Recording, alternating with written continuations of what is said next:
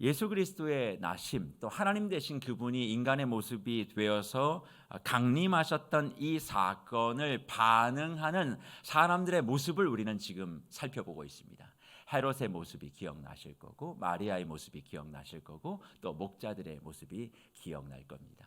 그들의 공통점은 모두가 다 당혹스러워한다는 것이죠. 그런데 이 사람만큼 아기 예수 그리스도의 나심에 대하여 황당하고 당황한 사람은 따로 없을 거라고 생각합니다. 그 사람이 누굴까요? 바로 예수님의 육신의 아빠가 되어지는 요셉이 바로 그 인물입니다. 한번 생각해 보십시오. 결혼하기로 한 여인입니다. 근데 그 여인이 어느 날 갑자기 자신에게 찾아와 아이를 가졌다라고 이야기를 합니다. 근데 천사가 다가와서 성령이 잉태한 아이, 난 남자를 몰라. 그러니까 당신과의 관계 속에서 나는 아무런 문제도 없었어. 그런 이야기를 전에 들었을 때 요셉의 마음이 어떠했을까요? 그리고 시간이 지나 밤에 잠을 자고 있는데 천사가 요셉에게 나타납니다. 그리고 마리아에게 들려줬던 똑같은 이야기를 하는 것이죠. 성령이 잉태하여 아들을 낳을 것이야. 그렇게 이야기를 했던 그 소식을 들었을 때 요셉의 마음은 어떠했을까요? 그리고 심지어 그 아이의 이름까지 예수라 할 것이다. 그런 이야기를 전해 주어집니다. 그러면서 천사가 했던 말씀이 오늘 마태복음 1장 23절, 보라 천사가 잉태하여 아들을 낳을 것이요 그의 이름은 임마누엘이라 하리라 하셨으니 이를 번역한즉 하나님이 우리와 함께 계시다 함이라. 이 얘기를 듣고 요셉이 잠에서 깨어났다, 그렇게 말씀합니다. 천사가 요셉에게 알려줬던 이 기쁨의 소식, 그러나 요셉의 입장에서는 너무나 황당하고 당혹스러운 소식은 사실 이사야 7장 14절, 이사야를 통하여 오실 메시아에 대한 예언을 인용한 것이죠. 뭐라고 기록합니까? 그러므로 주께서 친히 징조를 너희에게 주실 것이라. 보라 처녀가 잉태하여 아들을 낳을 것이요 그의 이름을 임마누엘이라 할 것이다, 그렇게 말씀했어요. 임마누엘의 뜻이 무엇입니까? 오늘 마태복음 1장 23절에 보면 하나님이 우리와 함께 계신다라고 하는 의미입니다. 사실 이런 이야기를 들으면 믿음의 눈으로 바라보는 저와 여러분들은 하나님이 함께 계신다잖아, 이런 놀라운 기적이 이루어지고 이 일이 우리의 집안, 나의 삶 속에서 이루어진 것은 축복이다, 그렇게 생각하실 수도 있겠습니다만, 여러분이 한번 요셉이 되보십시오. 만약 이런 이야기를 듣는다면 도대체 어떤 반응을 보여야 하는 것일까요? 그래서 그럴까 요셉은 천사의 이런 말에 어떠한 반론도 어떠한 침묵도 하지 아니하고 그저 그렇게 조용히 모든 것들을 받아들이는 모습을 보게 되어지는 것입니다. 주 안에 사랑하는 뭇별 여러분, 사실 요셉에게 있어서 이 천사의 소식은 감당할 수 없는 이야기입니다. 왜 그런가 하니 유대인들의 기본적인 생각이 어떤 것이냐? 하나님은 인간이 될 수 없다는 겁니다. 무한하신 분이 유한이 될 수 없다라는 것이죠. 그리고 정말 그분이 말씀하신 대로 그가 하나님이시라면 태어나자마자 뭔가 강력한 지혜, 강력한 능력을 보이면 그것을 믿을 텐데, 지금 요셉에게 허락되어진, 마리아에게 허락되어진 그 하나님이라는 분, 태어나면 이름을 예수라 불러야 될 하나님이신 그분, 어떤 모습을 보이고 있을까요? 여느 아이처럼 배가 고프면 눕니다. 잠자고 싶으면 자요. 그리고 늘 기저귀 갈아야 하고요. 그리고 먹는 것, 입는 것, 걷는 것 모두가 다 가르쳐 주어야 하는 그런 존재였습니다. 우리는 아기 예수를 바라볼 때마다 하나님이시니까 뭔가 대단한 능력을 보여주겠지, 그렇게 생각하지만 그건 착각이에요. 그냥 우리가 생각하고 있는 아기의 모습 그대로 눈을 맞추면 웃기도 합니다. 그리고 뭔가 불편하면 울기도 하고 말똥말똥 쳐다보기도 하고 응애 하는 것이지요. 손가락 발가락을 꼼지락꼼지락 거리면서 누워있는 그 아기를 하나님이라고 이야기한다면 여러분들은 믿으시겠습니까? 그런데 그것을 믿어야 한다라고 이야기하고 그렇게 나오니 유대인인 요셉에겐 이건 말도 안 되는 일이다. 세상에 어떻게 그런 일이 있을 수 있겠는가? 그렇게 고민하고 번민했다는 것이죠. 하지만 주 안에 사랑하는 뭇별 여러분, 하나님이신 그분이 인간의 몸을 입고 우리 인간의 역사와 삶 속에 들어오시는 이 사건, 더 선밀하게 얘기하면 성육신 사건을 진짜 우리가 믿는다면 우리의 삶의 믿음이 흔들리는 일은 전혀 없을 것이라 생각합니다. 그래서 저는 믿음의 출발이 두 가지로부터 출발되어야 된다고 항상 생각합니다. 저와 여러분의 믿음의 출발 첫 번째는 어딜까요? 창조입니다. 창조하신 하나님. 하나님이 어떤 분이신가라고 물었을 때 우리는 그 하나님은 창조하신 하나님입니다. 아무것도 없는 무에서 유를 창조하신 분이시죠. 말씀으로 이 세상의 모든 것들을 만드신 분, 그것을 자기 자신을 위해서가 아니라 인간인 우리를 위하여 만들어주신 창조의 하나님을 내가 믿습니다. 그러기에 내가 아무것도 가지고 있지 않아도, 내 손과 내 발에 아무것도 소유한 것이 없다 할지라도 내 하나님은 어떠한 하나님이라? 창조하시는 하나님이라. 내가 가지고 있는 것을 뛰어넘어 더 좋은 것을 주시기도 하시고, 더 많은 것을 베풀기도 하시고, 있는 것도 없게 하시고 없는 것도 있게 하시는 그 하나님, 그 하나님이 내가 믿는 하나님이라면, 내가 어떠한 형편에 처하든지 내가 일체의 비결을 배웠다라고 고백했던 바울의 고백과도 동일하게 우리의 삶의 믿음이 흔들리지 아니하고 승리하는 믿음으로 저와 여러분이 서게 될 줄 믿습니다. 그 창조의 하나님 믿으십니까? 그 하나님을 믿는다면 두 번째로 우리의 믿음의 시작은 성육신 하신 하나님을 믿는 것으로부터 또한 출발해야 된다 생각합니다. 성육신이 무엇입니까? 하나님이신 그분이 나와 같은 모습으로 오신다는 거예요. 무한하신 그분이 유한의 존재에 들어와서 유한의 존재 안에서 무한을 발휘할 수 있는 그 사건이 단지 2000년 전에만 이루어진 것이 아니라 오늘 지금 이 순간에도 나와 호흡하시며 나의 생각을 간섭하시고 내가 보지 못하는 것을 보게 하시고 내가 두려워하는 것을 미리 염려하시고 모든 것들을 살펴주시는 성육하신 하나님, 내가 생각하고 내가 고민하고 내가 아파하는 것을 동일하게 맛보시며 그저 나를 창조하시고 내버려 두는 것이 아니라 끊임없이 나를 돌보아 하나님이 원하시는 모습으로 만들어 내가 생각하는 것을 뛰어넘는 그 자리까지 서게 하시는 그 하나님이 바로 내가 믿는 하나님임을 믿는다면 우리는 결코 믿음 생활하는 가운데 외롭거나 또 고독하거나 어렵지 아니하고 늘 주님 안에 행복하게 살아가게 되는 줄 믿습니다. 그러니 지금 혹시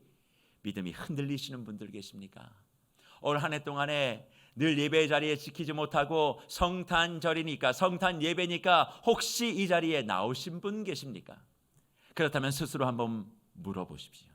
왜 내가 믿음이 흔들리고 불안하고 불신 가운데 있는가? 그것은 두 가지를 믿지 못하기 때문에 그렇습니다. 하나는 창조하신 하나님을 믿지 못하는 것이고 두 번째는 성육하신 하나님을 믿지 못하는 것이죠. 그러나 그 창조의 하나님, 성육하시는 하나님은 지금도 우리와 함께 하고 계시는 줄 믿습니다. 그래서 창조하신 하나님, 성육하신 하나님이 우리에게 나는 어떤 하나님이라고 이야기하신 거예요? 오늘 본문 말씀을 통하여 이사야 선지자를 통해서 나는 임마누엘 하는 하나님이다. 너희와 함께하는 하나님. 그러니 저와 여러분과 함께하는 그 하나님은 능력 없는 하나님이 아닙니다. 그분은 창조하신 하나님이시고 그분은 아무것도 할 수 없는 분들이 아니라 모든 것을 할 수 있는 그 하나님이 지금 이 시간 저와 여러분과 함께하고 있는 줄 믿습니다. 그런데 아무리 임마누엘 되시는 하나님을 믿어야 한다, 그 하나님이 함께하니 염려하지 말라 그렇게 이야기를 해도 그 임마누엘 되신 하나님에 대한 의미를 잘 알지 못하고 그저 내가 힘들고 어려울 때마다 그 하나님을 찾는 것으로 만족하시는 분들이 많이 계십니다. 왜 그러냐? 그것은 임마누엘의 의미를 잘 알지 못하기 때문에 그렇다는 것입니다. 그냥 임마누엘, 내가 힘들고 어려울 때마다 그래 나와 함께 하시는 그 하나님, 그 하나님이 지금 나와 함께 하시니 내가 무엇이 걱정이요 하는 정도의 의미를 담기 위해서 임마누엘의 하나님을 선포한 것이 아니라 임마누엘의 진정한 의미, 무엇보다도 아기 예수 그리스도의 나심을 이야기하며 더 앞으로 나가면 이 모든 상황을 이해하지 못하고 고민하고 번민하고 있는 요셉에게 임마누엘의 의미를 담겨주시며 내가 이런 하나님이야 말씀해 주셨다면 우리는 임마누엘의 진짜 의미를 좀 더 성경을 통해 찾아보면 우리의 삶에 함께 하시는 하나님을 더 많이 누릴 수 있다고 생각합니다. 그러면 도대체 임마누엘의 하나님의 숨어져 있는 그 의미가 무엇일까요? 저는 임마누엘의 또 다른 숨어 있는 그 의미 하나를 바울이 빌립보 교회에 보낸 편지를 통해서 발견하게 되어집니다. 빌립보에게 편지를 보내면서 바울이 뭐라고 얘기합니까? 그 성도들에게 너희 안에 이 마음을 품으라. 이는 그리스도 예수의 마음이다. 그렇게 얘기하며 빌립보서 2장 6절과 8절에 이렇게 가르칩니다. 그는 근본 하나님의 본체시나 하나님과 동등됨을 취할 것으로 여기지 아니하시고 오히려 자기를 비워 종의 형체를 가지사 사람들과 같이 되셨고 사람의 모양으로 나타나 자기를 낮추시고 죽기까지 복종하셨으니 곧 십자가에 죽으심이라 그렇게 말씀하세요. 빌립보 성도들에게 성육신에 대한 과정을 이야기하면서 그는 근본 하나님과 본체지만 동등된 것으로 취하지 아니하셨다. 오히려 자기를 비워 뭘 가졌어요? 종의 형체를 가지고 사람들과 같이 되셨다. 사람의 모양으로 나타나 자기를 낮추시고 죽기까지 복종하셨다. 그렇게 말씀하고 있습니다. 주 안에 사랑하는 묵별 여러분, 성육신에 대한 바울의 가르침이 무엇입니까? 그것은 다른 것이 아니에요. 하나님이 우리의 삶 속에 인간의 모습을 가지고 들어왔다는 것, 나와 함께하기 위해서다라고 단편적으로 생각할 것이 아니라 그 이면엔 이런 의미가 있다는 거죠. 하나님이신 그분이 자신의 특권을 버렸다는 것입니다. 능력을 버리고 연약해지고 평범해진 상태가 되는 것, 이게 성육신의 출발이라 우리에게 가르치고 있습니다. 자기가 가지고 있는 모든 권리를 다 포기하는 것은 쉽지 않습니다. 높아지는 것보다 낮아지는 것 어렵습니다. 남들이 부러워하는 것을 내가 과감하게 정의하는 것 쉬운 일이 아닙니다. 그런데 하나님께서는 그 모든 것을 다 포기하시고 우리와 함께 되기 위하여 인간의 몸을 입었다, 그렇게 말씀하고 있어요. 그러면 왜 인간의 몸을 입어 굳이 우리의 삶에 하늘의 영광과 권세를 다 포기하고 그 하나님이 우리의 삶 속에 들어오셨을까요? 그것은 하나님이 어떤 분이신지 우리가 눈으로 보고 손으로 만지고 마음으로 느낄 수 있도록 하시기 위하여 그 권세를 버리신 것입니다. 한번 생각해 보십시오. 성경에서 하나님을 본 사람이 있습니까? 성경 속에 하나님의 낯을 배웠다라고 말씀했던 기록을 보신 적이 있습니까? 하나님을 사람이 보는 순간 그 영광 가운데 모든 것이 다 죽을 수밖에 없는 절대선이신 하나님께 우리는 가까이 나아가는 것이 불가능했습니다. 그래서 하나님과 깊은 교제를 가졌던 대표적인 인물 모세조차도 하나님의 얼굴을 보고 싶다 그렇게 이야기했을 때 출애굽기 33장 20절과 23절 보십시오. 하나님이 얼굴을 보여주지 못하고 뭐만 보여주세요? 등만 보여주십니다. 하나님의 얼굴을 보고 싶다라고 요청하는 모세에게 등만 보여주는 이유는 나의 얼굴을 보여주면 너 죽으니까. 그러니 하나님과 인간 사이엔 아무리 깊은 교제함이 있다 할지라도 건널 수 없는 다리가 있었다는 것입니다. 그런데 그분이 그 모든 권세를 다 버리고 특별해지는 것이 아니라 평범해지기를 선택하고 강해지는 것이 아니라 연약해지기를 결정하며 나와 같은 인간의 모습을 입고 이 땅에 오심으로 우리에게 어떤 일이 벌어졌을까요? 요한복음 1장 14절의 말씀이죠. 이렇게 기록하고 있습니다. 말씀이 육신이 되어 우리 가운데 거하심에 우리가 그의 영광을 보니 아버지의 독생자의 영광이요 은혜와 진리가 충만하더라. 말씀이 육신이 되어 우리 가운데 거하시니까 우리가 그의 뭘 봅니까? 영광을 본다는 거예요. 여기서 말하는 영광은 하나님의 얼굴을 이야기하는 것입니다. 하나님이신 그분이 우리와 같은 몸을 입고 오심으로 말미암아 그의 얼굴을 보는 기쁨과 영광을 맛보게 되어졌다, 그렇게 고백하고 있지 않습니까? 모세에게도 거절되어진 그 영광과 하나님의 얼굴을 우리가 볼 수 있는 이유는 바로 그분이 성육하셔서 우리 가운데 임마누엘로 오셨기 때문이다, 그렇게 말씀하고 있어요. 그러니 주 안에 사랑하는 묵별 여러분, 임마누엘 하나님을 맛보시며 살아가기를 원하십니까? 그분이 우리와 함께 하시며 그분이 나의 능력이 되어지고 나의 힘이 되어지고 나의 위로가 되기를 정말 원하고 계십니까? 그렇다면 임마누엘 하나님을 가슴에 품어 안을 수 있는 그런 품을 먼저 가지셔야만 합니다. 그게 어떤 품일까요? 임마누엘 하나님이 되셨던 그 품을 내가 소유하는 거예요. 더 쉽게 얘기하면 우리의 마음 가운데 있는 능력과 힘과 권세를 가지려고 하는 그 모든 마음을 다 포기하고 낮아지겠습니다. 평범해지겠습니다. 내 모든 삶을 그냥 하나님께 연약함으로 드리겠습니다. 그렇게 마음을 다해 나아가게 될 때 그 임마누엘 하나님이 우리의 삶 속에 임하여 역사되어지는 줄 믿습니다. 하지만 연약해지는 것, 약해지는 것, 그리고 평범해지는 건 아무나 할 수 있는 것이 아닙니다. 가지고 있는 사람이 자기 걸 내어놓는다? 불가능한 일입니다. 사람은 더 가지고 싶지요. 모자라면 더 많은 것들을 채우고 싶는 것이 우리 인간의 마음입니다. 그런데 가지고 있는 것조차 다 내어놓으라고요? 그렇게 하지 못하는 사람들이 많이 있어요. 그러니 입술로는 하나님이 함께 하신다는 것을 고백하지만 하나님이 함께하는 삶을 살지 못하는 이유는 임마누엘 되셔서 자신의 모든 권세와 고난을 포기하고 나와 같은 모습으로 오신 주님처럼 우리가 그 연약함을 선택하지 않기 때문에 그렇습니다. 그래서 임마누엘 하나님을 우리가 누리고 살아가는 데 있어서 가장 중요한 것, 저는 이것이라고 생각해요. 그게 뭘까요? 용기입니다. 용기가 없는 사람은 믿음을 가지고 살아갈 수 없습니다. 용기가 없으면 임마누엘 하나님을 체험하고 살아갈 수 없다는 것이지요. 나에게 다가오셔서 나와 함께하기를 원하시는 그 하나님의 능력을 내가 소유하기를 원한다면 용기를 가지십시오. 어떤 용기요?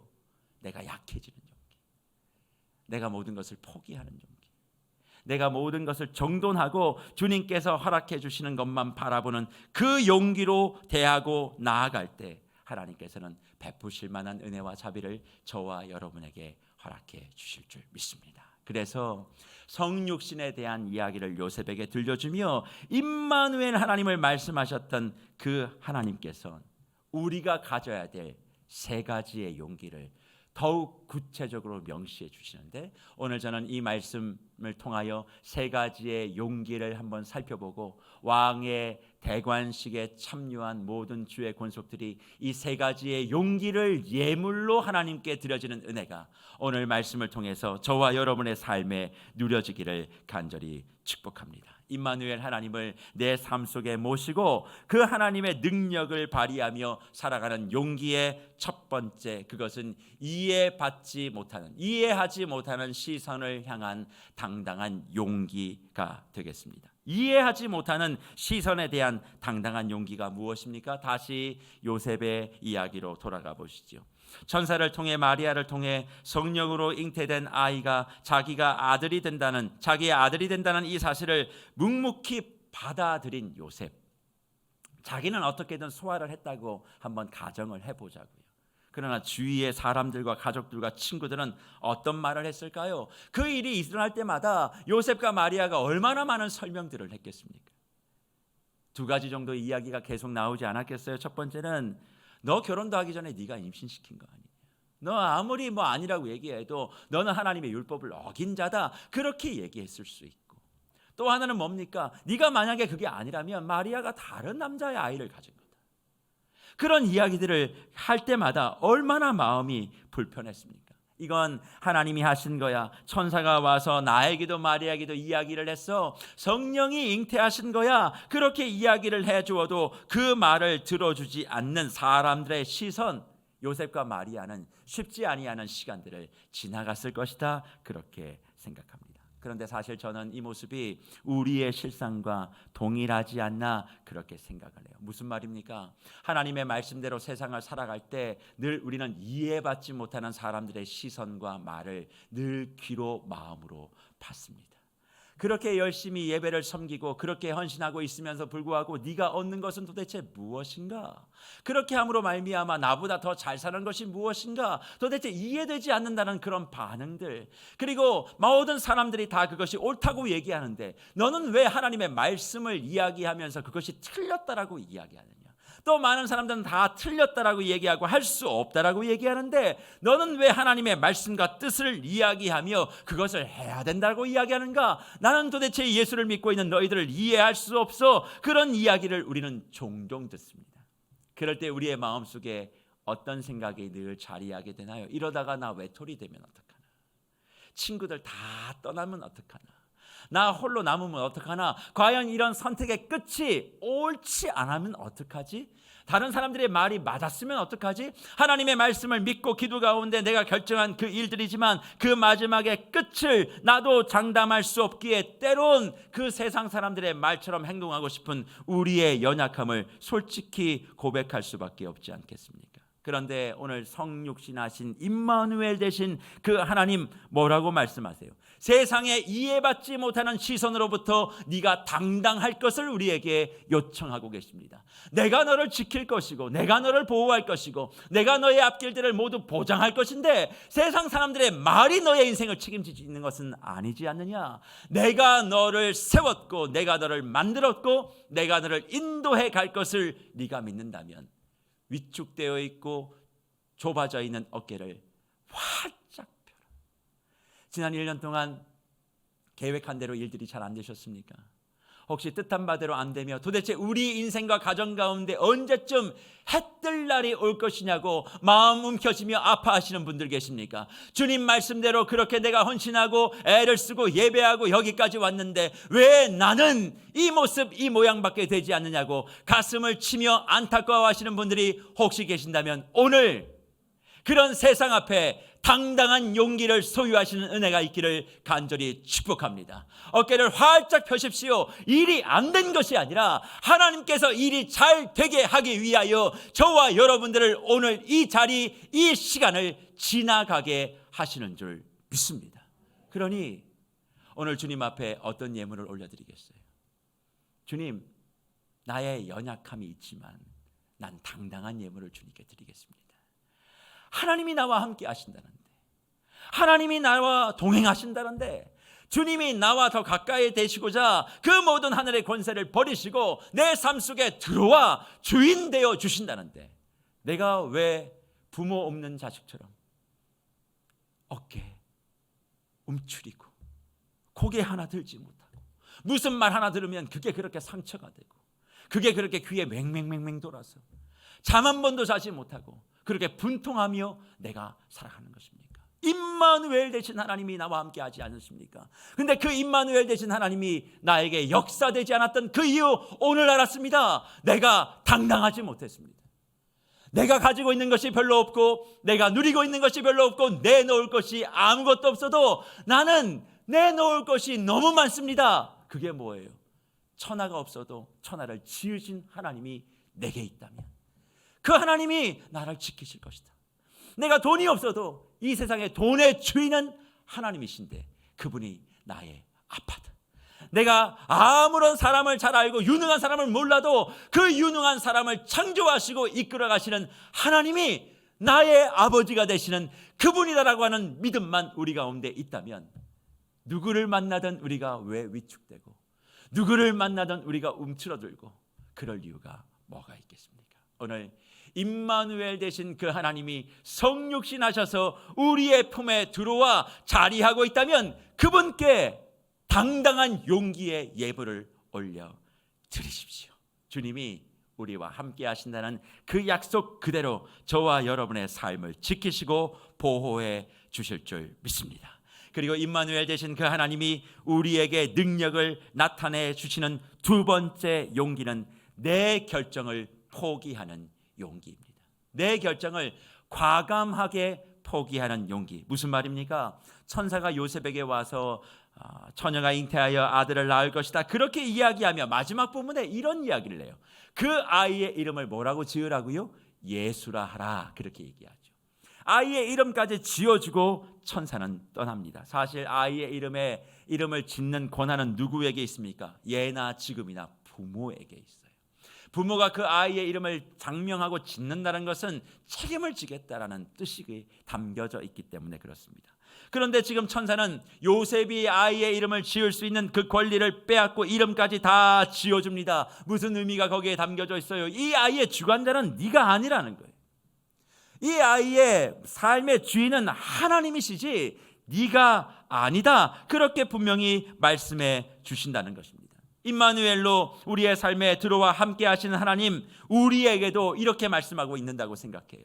너의 삶의 모든 이름, 그건 내가 짓는 거지 네가 짓는 거 아니야.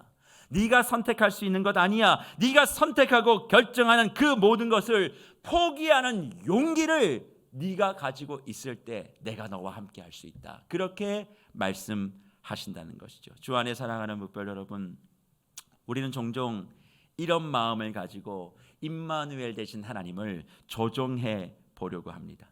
어떻게 조종하려고 할까요? 하나님 나의 삶에 함께 하신다고 하지 않으셨어요?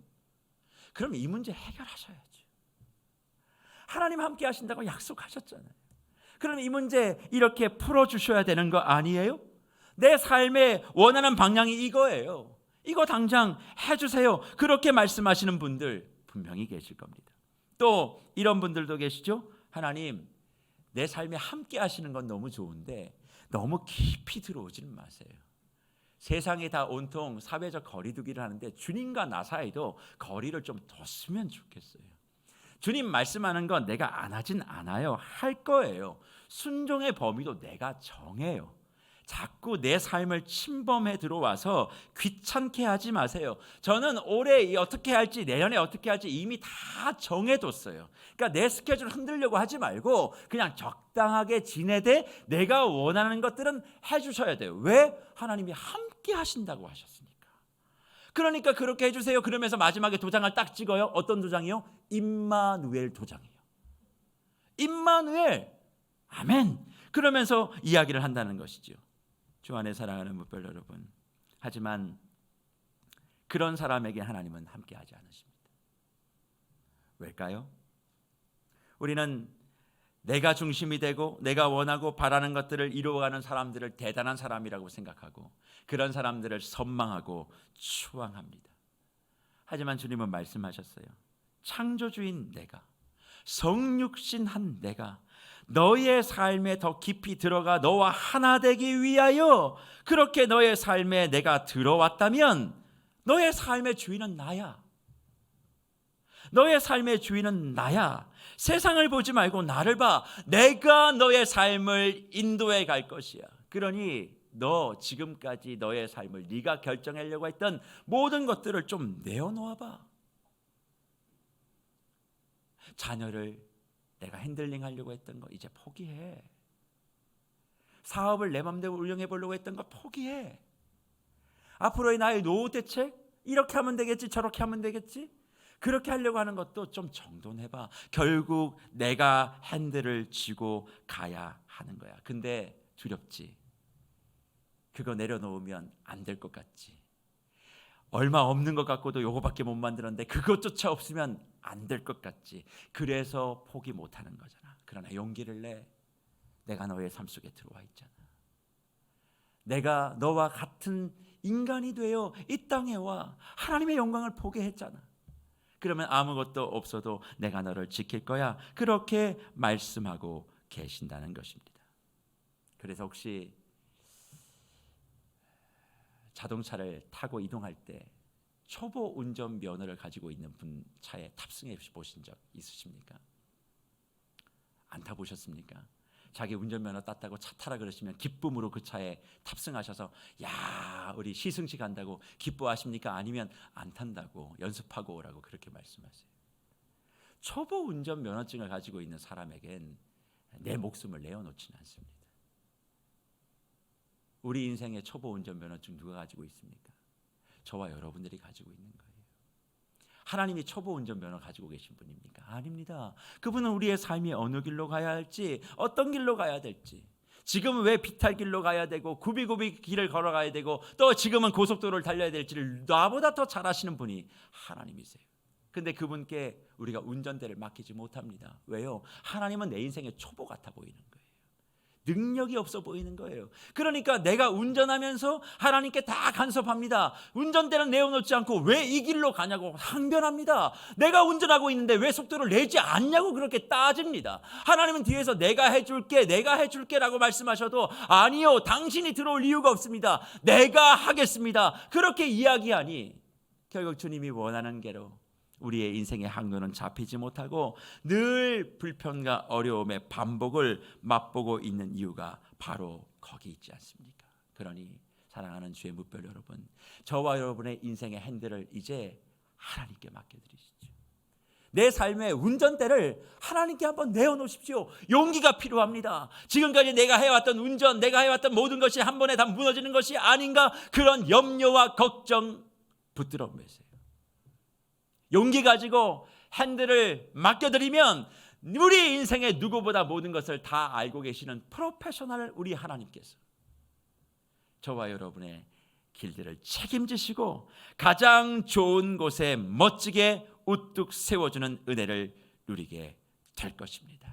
그러니 임마누엘 그 하나님을 누리기를 원하신다면 오늘 이 시간 각자의 삶에 내가 핸들을 붙들고 운전했던 그 모든 운전대를 주님께 과감하게 내어드리는 용기로 주님 앞에 온전한 성탄의 예물을 올려드리는 저와 여러분이 되기를 간절히 축복합니다. 그리고 마지막으로 임마누엘 되신 하나님이 나의 삶 속에서 능력을 발휘하게 될 세 번째 용기, 그것은 내가 죄인임을 깨끗하게 인정하는 용기입니다. 오늘 본문 21절 보십시오. 뭐라고 말씀합니까? 아들을 낳으리니 그 이름을 예수로 하라. 이는 그가 자기 백성을 그들의 죄에서 구원할 자다. 그렇게 말씀하고 있어요. 창조하신 그분이 성육하심으로 우리 가운데 들어왔던 이유는 우리의 삶에 행복과 능력과 기적을 베풀어 주시기도 하지만 더 궁극적인 이유는 죄 용서와 죄 사함을 위해서 오셨다. 그렇게 말씀하고 있어요. 죄의 문제가 해결되지 않고서는 우리 인생의 행복과 축복의 삶이 이루어질 수 없기 때문에 그 임마누엘 되신 하나님이 우리의 삶 속에서 역사되려면 가장 먼저 우리의 입술에 뭐가 고백되어야 돼요? 내가 죄인입니다 라고 하는 것이 고백되어져야 된다는 겁니다. 그런데 사람이 내가 죄인 되고 내가 부족하고 내가 모자란다는 것을 인정하는 것이 참 어렵습니다.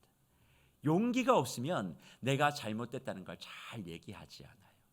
그래서 성육신하신 주님과 함께 동행하고 임마누엘 되신 하나님과 동행하는 사람들의 입술 속에는 항상 뭐가 나오는 줄 아세요? 주님, 내가 죄인입니다. 나 같은 것을 사랑해 주시니 그 은혜가 얼마나 감사합니까? 그게 하나님을 향한 사랑의 표현이에요. 그러면 하나님에 대한 사랑의 표현을 했던 사람들은 이웃을 향해서 어떻게 표현할까요? 뭔가 있을 때마다 내가 부족해서 그래요. 내가 좀 더 잘할게요. 내가 모자라서 그렇지 뭐. 누구 탓이야? 내 탓이지.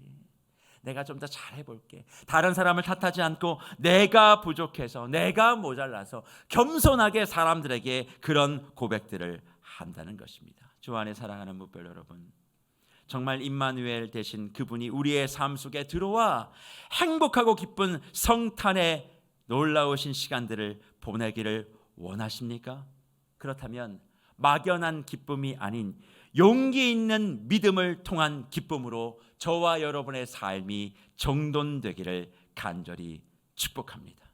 용기가 없으면 성탄의 자리에 그 임마누엘 되신 하나님과 함께 걸어갈 수 없습니다. 그저 1년에 한 번 드리는 이 성탄을 통해서 하나님을 찬송한다, 그것으로 되는 것이 아니에요. 우리에겐 지금 용기가 필요합니다. 용기 없는 자, 임마누엘 되신 그 하나님을 찬송할 수 없어요. 정말 큰 용기를 내어 하나님이신 그분이 우리와 같은 모습으로 다가오셔서 우리의 모든 것을 함께 하시겠다 말씀하시는 그분이 우리를 향하여 베풀어 주셨던 진짜 사랑의 모습이었다면 우리도 예수 그리스도를 사랑하는 방법은 다른 것이 없습니다. 예수님이 그러셨듯 뭐 하는 거예요? 당당하게 포기하고 또 정돈하고 또 선언하는 그런 용기, 그런 용기를 가지고서만이 그 임마누엘 되신 하나님의 역사를 우리가 맛보게 되어지고 더욱더 주님 안에 능력 있는 자로 서가게 될 줄 믿습니다. 그래서 말씀을 저는 이렇게 정리해 보려고 합니다. 아기 예수 그리스도가 이 땅에 오셨을 때 동방 박사가 아기 예수를 경배했던 세 가지 예물을 혹시 기억하십니까?